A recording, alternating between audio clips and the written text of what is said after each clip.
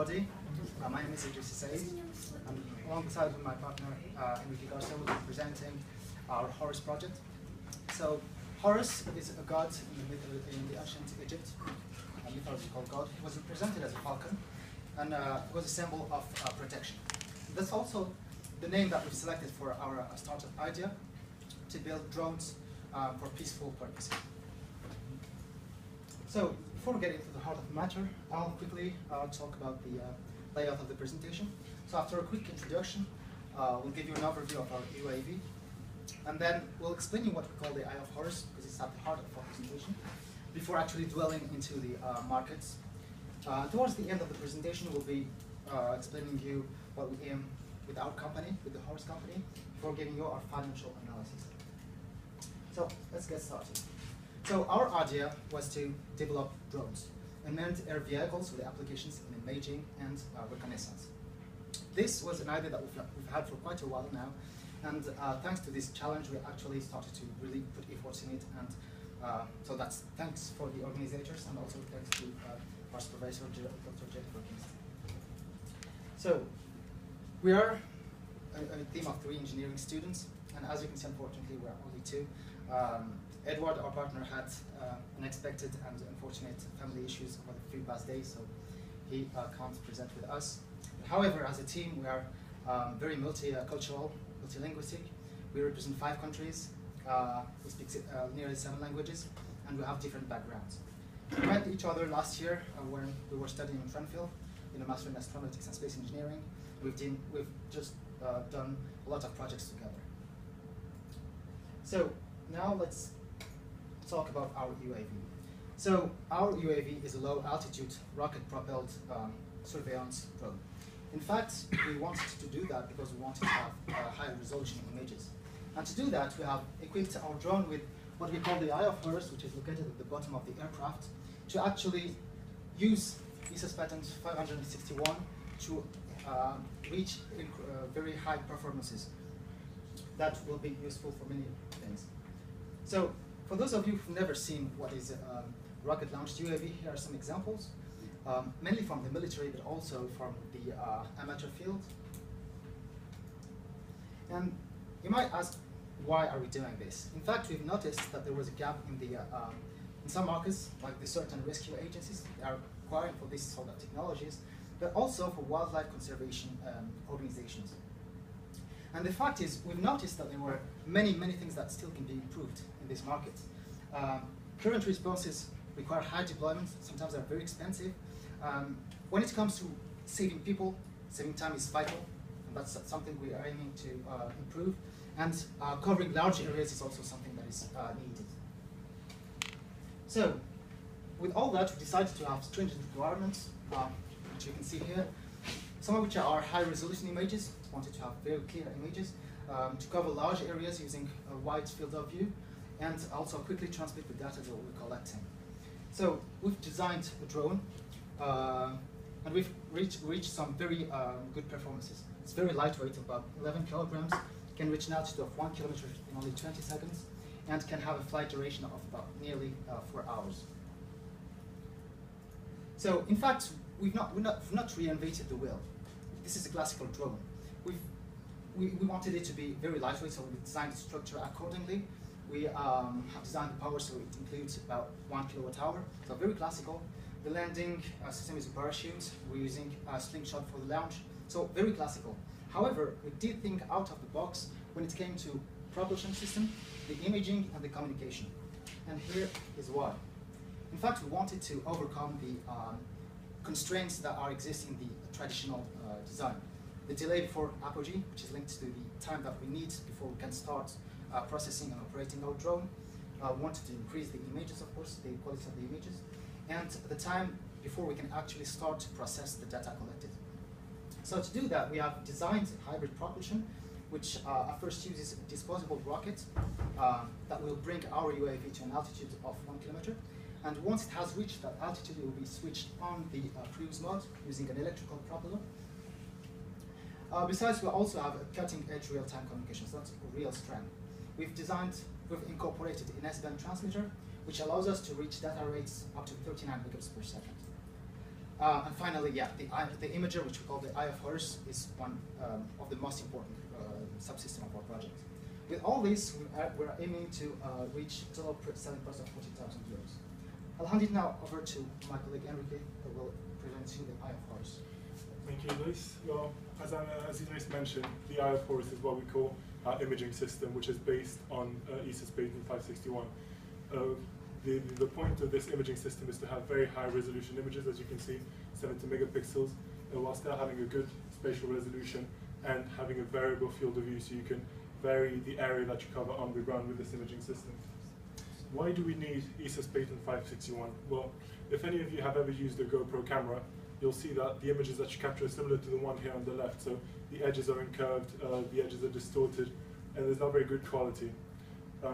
The two ways that are generally used to resolve this issue is either using a system of complicated lenses to reduce this problem, or producing very expensive, very complex curved detector arrays, such as Sony is trying to do at the moment.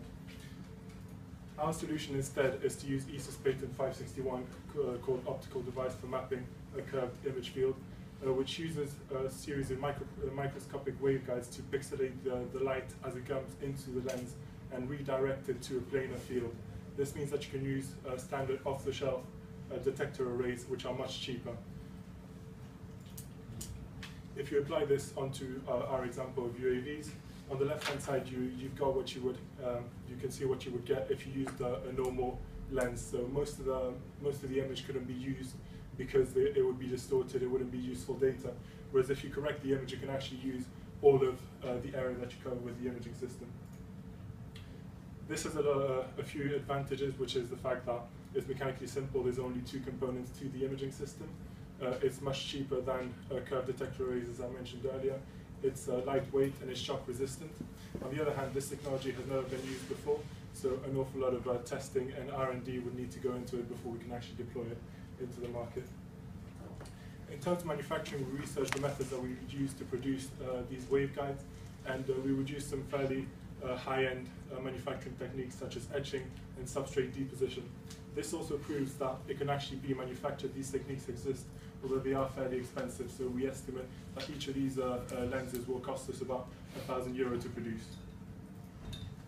I will now pass you on to Idris, who will talk about our markets and competitors. So our solution is clearly suited to emergency situations, and where time and strategy is very important. In fact, potential customers could be NGOs, humanitarian fund organizations when it comes to SAR, so search and rescue, but also governmental bodies for wildlife conservation. So, when it comes to disasters, reacting very quickly is very important. And when it comes to a disaster like an earthquake or tsunami, that is vital. In fact, some of you may still have in mind these pictures of people being trapped on top of their roofs after the 2011 disaster in Asia, somewhere on top of their trees, shouting for help. And in fact, those were the lucky ones because they were located. In fact, there are many, many others that didn't have that chance because they were not found on time.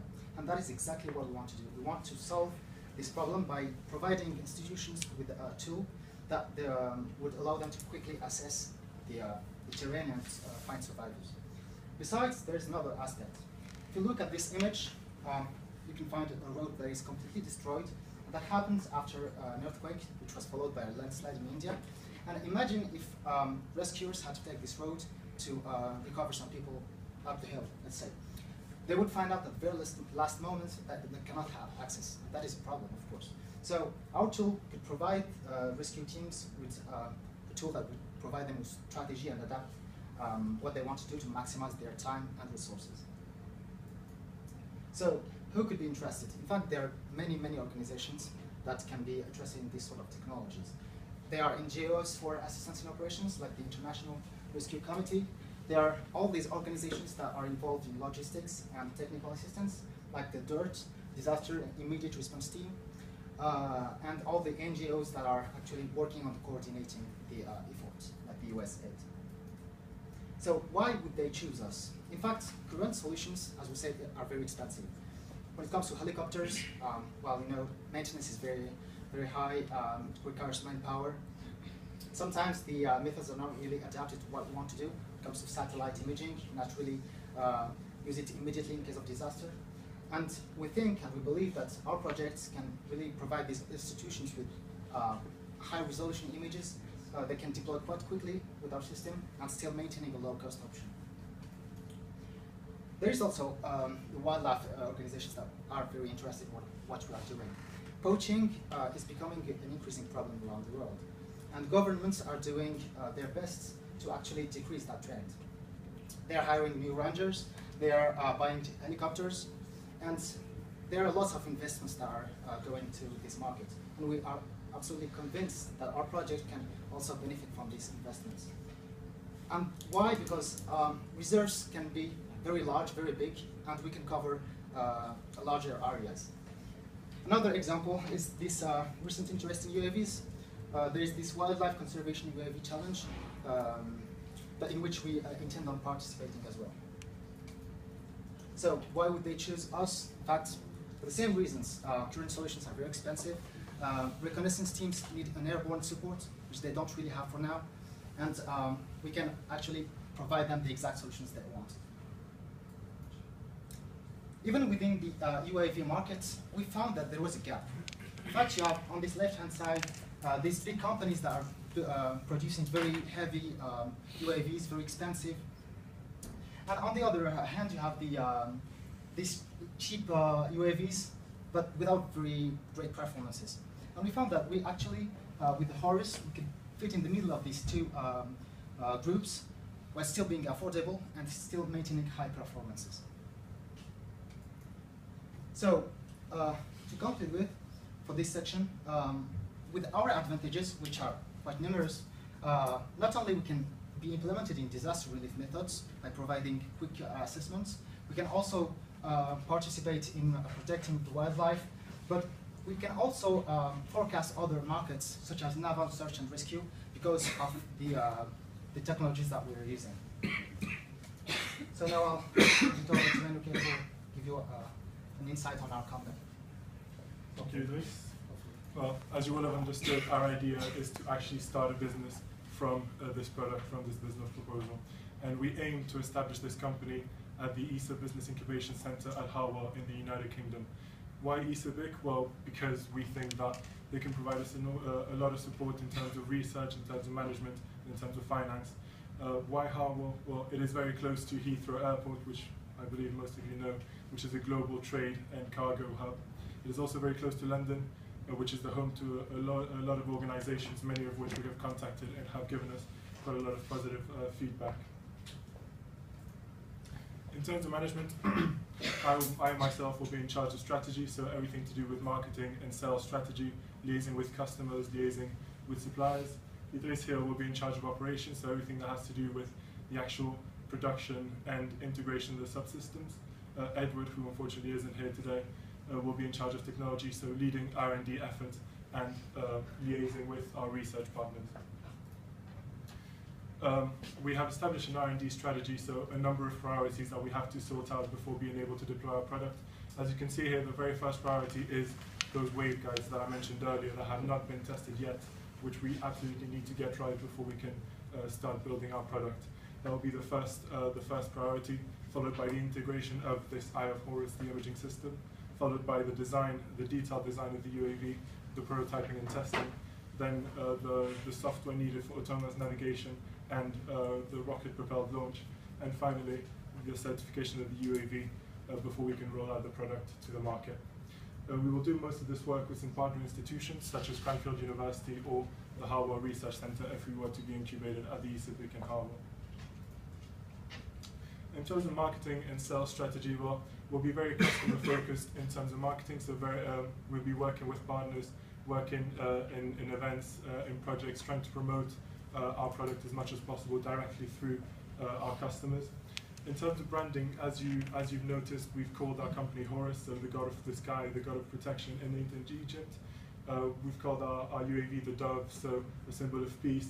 So really trying to challenge the idea that people have of drones as military vehicles and trying to show them that we can actually have some very positive and helpful results using these UAVs.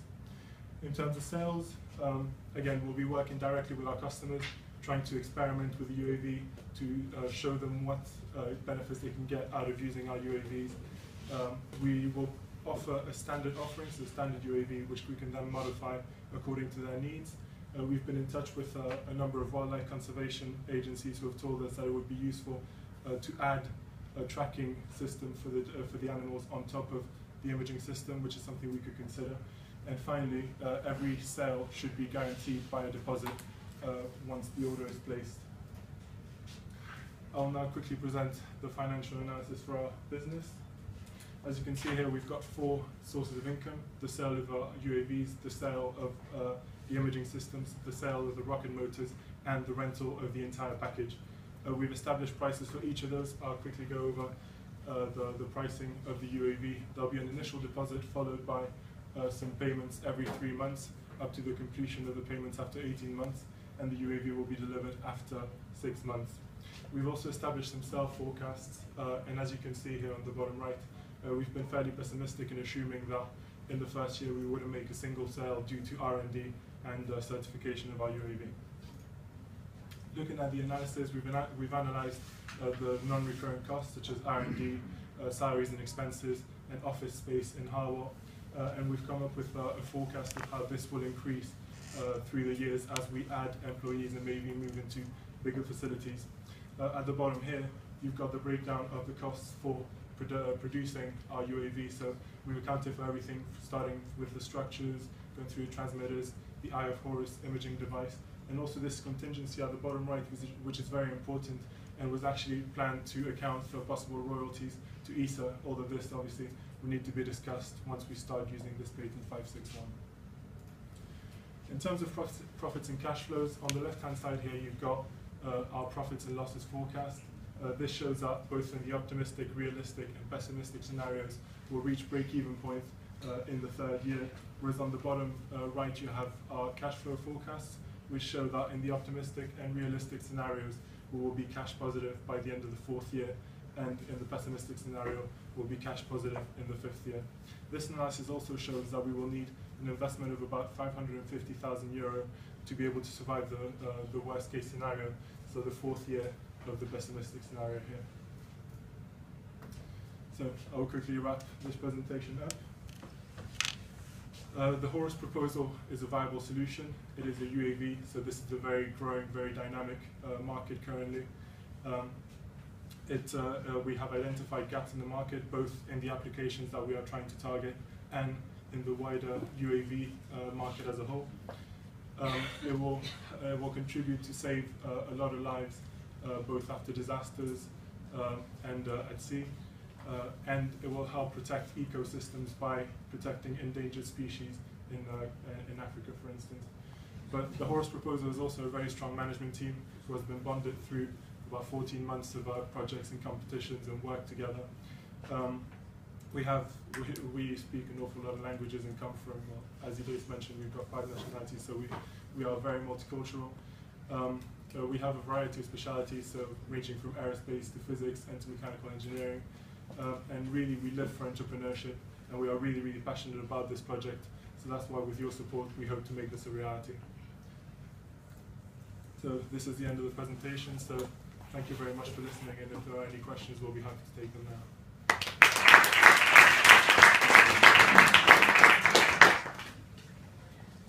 Can I start? For me, it looks like that you try to start 2 companies in one, because you have the camera system and you have the drone system. I mean, starting one company is already very difficult. How do you want to manage starting 2 companies in one? I mean, why not concentrate on one of the 2? Well, simply because we think that the UAV applications, such as the ones we described, are perfectly fitted to this camera system. So we couldn't really, like our Portuguese colleagues here, decided to license that product to another company. And this, in our position, there is no suitable UAV for these camera lenses. We believe that we can actually make a better product. So there are no existing drones can use the camera? There are existing drones, but not with these sort of capabilities. In fact, the innovation that we can find was to reach some performances in which, when combined with this patent, could really do something that was never done before.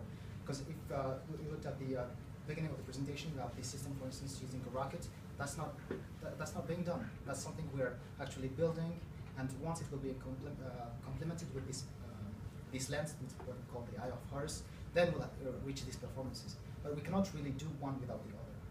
Okay. They're together. My question goes into a similar direction. Starting two companies, like my neighbor says here, is risky. Pragmatic question, why don't you stick this lens, because that's what you need to make the nice pictures, onto an existing drone?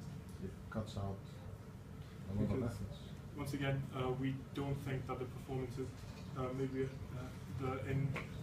we have shown the performances of different drones. So the low end of the market has a very short flight times.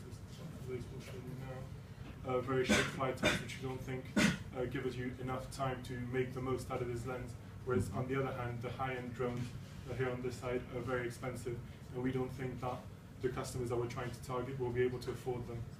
So really, we found that there wasn't an appropriate UAV in the market that could have a high enough performance and a low enough cost.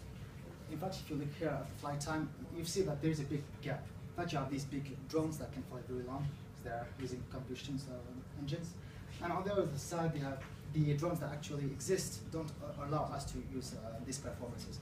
So we had to come with a design that would allow us to be sort of in the middle, but still maintain an affordable solution. So it's related to the flight times, related to the coverage.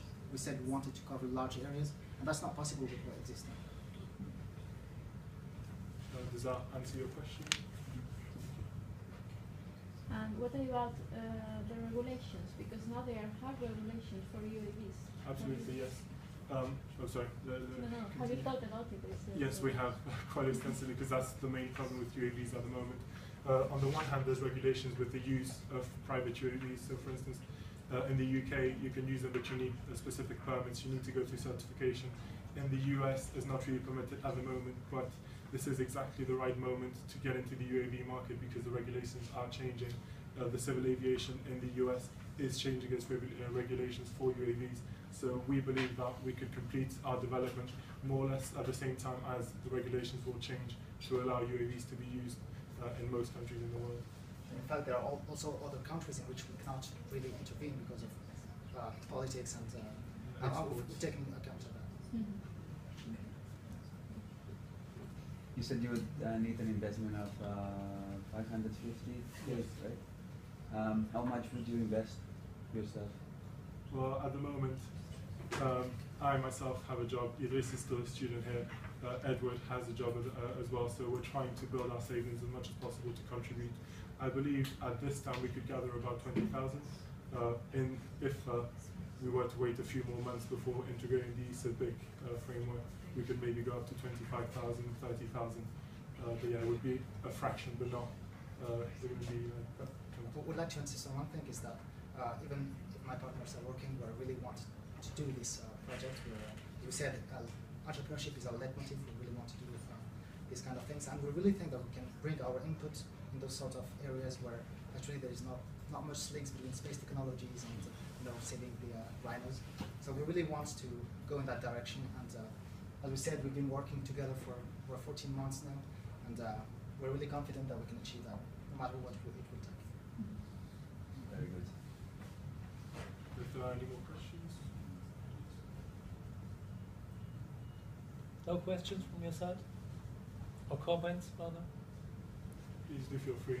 We're here for that. So if not, it remains only to me to say thank you very much once again for your presentation. We still have plenty of time now. We'll have a coffee break.